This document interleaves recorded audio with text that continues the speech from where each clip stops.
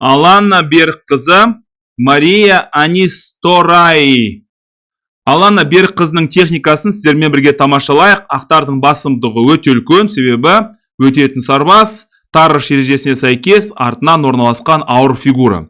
Ж3, піл Е7, піл Ж2, ат 6, патша Ж1, патшаның белсенділігі маңызды, Б8, патша F1, ат D6. Бұл енді 8 аяқ, және әрине мына сарбазды беруге болмайды. D3, А1 және А8.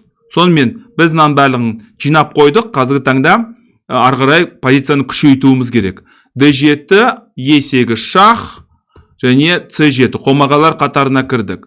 D8, А6. Біз таза фигураны алғымыз келеді, себебі атты атқа айырбастағымыз келмейді. Ж7, піл С6 өте сауатты ойын. Мынаның көзін жойғаннан кейін ғана емін-еркін уәзірге айналдырамыз. Б8 және ат Б8. Д2, Д7, Б2 және Б8 уәзір.